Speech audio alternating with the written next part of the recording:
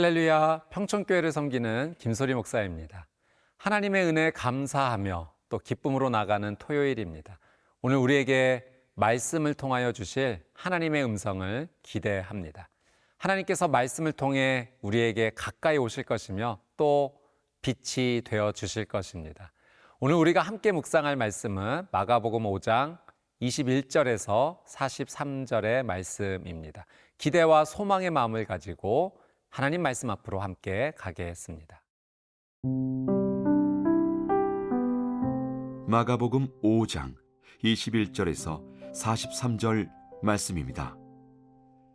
예수께서 배를 타시고 다시 맞은편으로 건너가시니 큰 무리가 그에게로 모이거늘 이에 바닷가에 계시더니 회당장 중에 하나인 야이로라 하는 이가 와서 예수를 보고 발 아래 엎드려 간곡히 구하여 이르되 내 어린 딸이 죽게 되었사오니 오셔서 그 위에 손을 얹으사 그로 구원을 받아 살게 하소서 하거늘.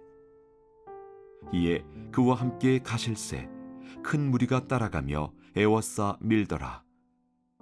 12해를 혈루증으로 앓아온 한 여자가 있어 많은 의사에게 많은 괴로움을 받았고 가진 것도 다 허비하였으되 아무 효험이 없고 도리어 더 중하여졌던 차에 예수의 소문을 듣고 무리 가운데 끼어 뒤로 와서 그의 옷에 손을 대니 이는 내가 그의 옷에만 손을 대어도 구원을 받으리라 생각함일러라. 이에 그의 혈루 근원이 곧 마름에 병이 나은 줄을 몸에 깨달으니라. 예수께서 그 능력이 자기에게서 나간 줄을 곧 스스로 아시고 무리 가운데서 돌이켜 말씀하시되 누가 내 옷에 손을 대었느냐 하시니 제자들이 여짜오되 무리가 에워싸 미는 것을 보시며 누가 내게 손을 대었느냐 물으시나이까 하되 예수께서 이 일을 행한 여자를 보려고 둘러보시니 여자가 자기에게 이루어진 일을 알고 두려워하여 떨며 와서 그 앞에 엎드려 모든 사실을 여쭈니 예수께서 이르시되 딸아 내 믿음이 너를 구원하였으니 평안히 가라. 내 병에서 놓여 건강할지어다. 아직 예수께서 말씀하실 때에 회당장의 집에서 사람들이 와서 회당장에게 이르되 당신의 딸이 죽었나이다. 어찌하여 선생을 더 괴롭게 하나이까? 예수께서 그 하는 말을 곁에서 들으시고 회당장에게 이르시되 두려워하지 말고 믿기만 하라 하시고 베드로와 야고보와 야고보의 형제 요한 외에 아무도 따라옴을 허락하지 아니하시고 회당장의 집에 함께 가사 떠드는 것과 사람들이 울며 심히 통곡함을 보시고 들어가서 그들에게 이르시되 너희가 어찌하여 떠들며 우느냐? 이 아이가 죽은 것이 아니라 잔다 하시니 그들이 비웃더라. 예수께서 그들을 다 내보내신 후에 아이의 부모와 또 자기와 함께한 자들을 데리시고 아이 있는 곳에 들어가사 그 아이의 손을 잡고 이르시되 달리다굼 하시니 번역하면 곧 내가 네게 말하노니 소녀야 일어나라 하심이라. 소녀가 곧 일어나서 걸으니 나이가 12살이라. 사람들이 곧 크게 놀라고 놀라거늘 예수께서 이 일을 아무도 알지 못하게 하라고 그들을 많이 경계하시고 이에 소녀에게 먹을 것을 주라 하시니라.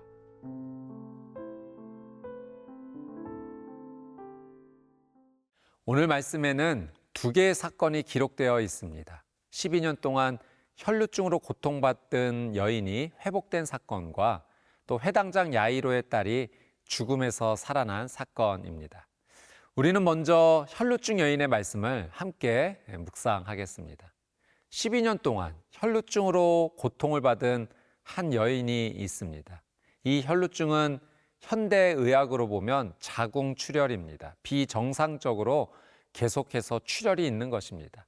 당시의 의술로는 이 병을 고칠 수가 없었습니다. 그래서 성경에 기록되기를 이 여인이 당시 여러 의사들에게 치료를 받았지만 재산을 허비하고 병이 낫지 않고 더 악화되었다라고 합니다. 또 율법을 지키는 이 유대인의 문화에서 혈루증은 다른 사람을 부정하게 하는 그런 병이었습니다.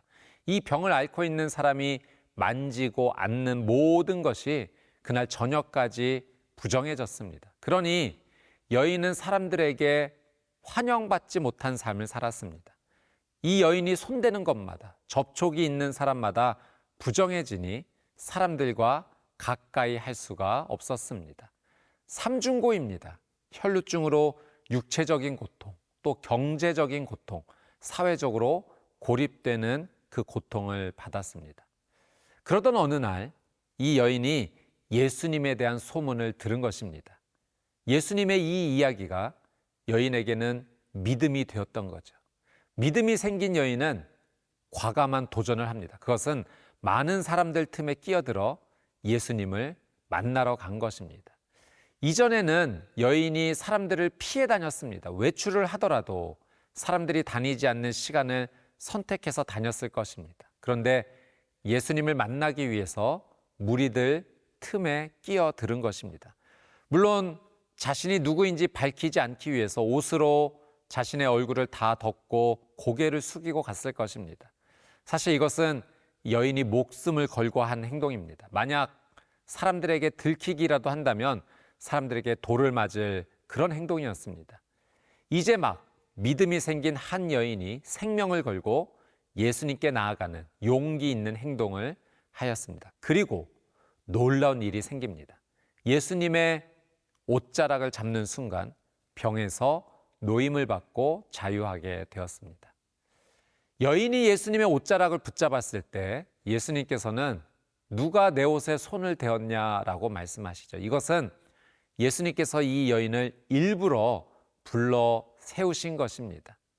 여인은 예수님의 이 말씀 앞에 예수님께 나와 그간의 모든 일을 다 솔직하게 고백합니다. 이때 예수님께서 이 여인에게 놀라운 말씀을 하시는데요. 우리 34절 말씀을 같이 한번 보도록 하겠습니다. 예수께서 이르시되 딸아 내 믿음이 너를 구원하였으니 평안히 가라 내 병에서 놓여 건강할지어다.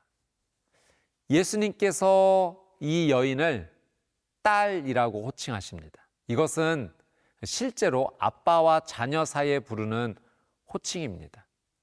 여러분 이 여인이 딸아라는 이 예수님의 음성을 들었을 때 어땠을까요? 12년 동안 많은 사람들이 자신을 외면했습니다. 자신을 부정한 여인이라고 불렀고요. 가까이 하기 싫은 사람, 더러운 사람으로 대했습니다. 그래서 이 여인에게는 자존감이 하나도 남아있지 않았을 것입니다.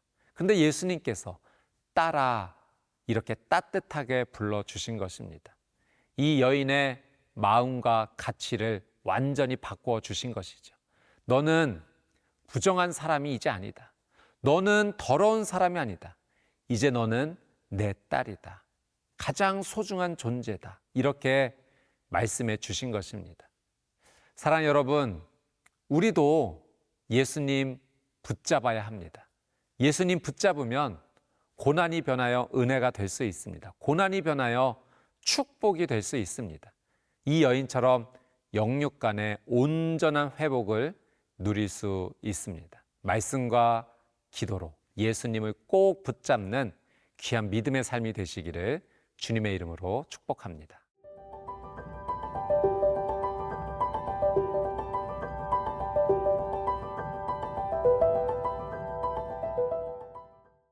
두 번째 사건은 회당장 야이로의 딸이 죽었다가 살아난 사건입니다.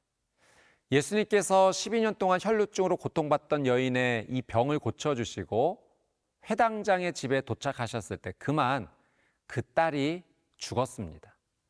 예수님께서 회당장에게 이렇게 말씀하시죠. 36절 말씀입니다. 예수께서 그 하는 말을 곁에서 들으시고 회당장에게 이르시되 두려워하지 말고 믿기만 하라 하시고. 고난 앞에서 두려울 수밖에 없습니다. 절망 앞에서는 두려울 수밖에 없습니다. 회당장에게는 눈에 넣어도 안 아플 사랑스러운 딸이 죽었으니 이것은 어디에서도 위로받을 수도 없고 또 해결받을 수도 없는 고난과 절망입니다. 누가 우리에게 이 고난과 절망 앞에서 두려워하지 말라라고 할 수 있겠습니까? 사람은 못합니다. 사람은 할 수 없습니다. 오직 이 문제를 해결해 줄 수 있는 분만이 두려워하지 말라라고 하실 수 있는 거죠. 그분이 바로 예수 그리스도이십니다. 오늘 하나님께서 말씀을 통해 고난과 절망 가운데 있는 우리에게 두려워하지 말라 말씀하십니다. 사랑하는 여러분, 하나님의 이 말씀을 믿음으로 붙잡고 일어나십시오.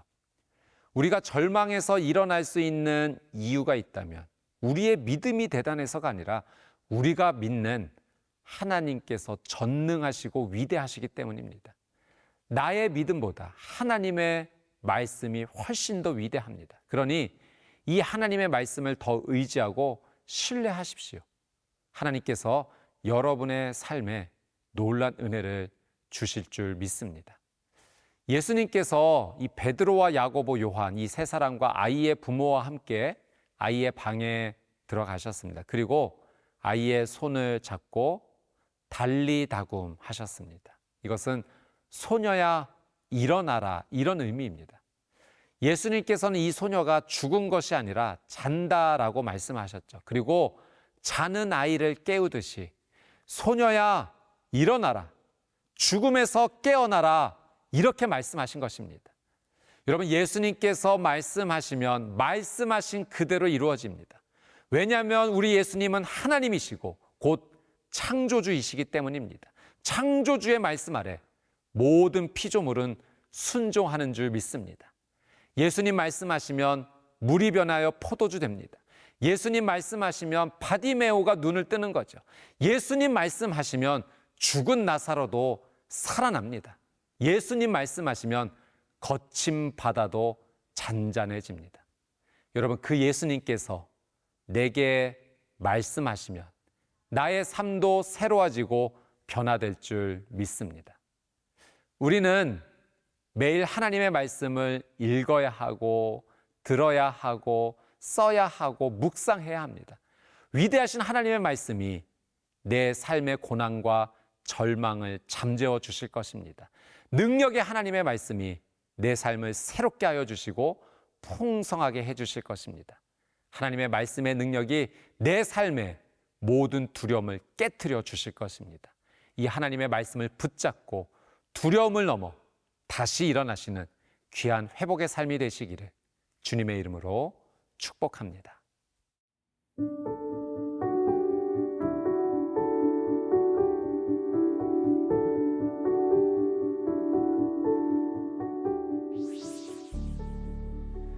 사랑하는 주님, 내 삶의 고난과 절망으로 인해 두려운 것이 사실입니다. 그러나 오늘 말씀을 믿음으로 붙잡습니다. 오늘 말씀을 통해 나에게 사랑하는 아들아, 사랑하는 딸아 이렇게 주님께서 불러주시는 줄 믿습니다. 나에게 두려워 말고 하나님을 믿으라 말씀하시는 줄 믿습니다. 말씀과 기도로 주님께 더 가까이 나가겠습니다.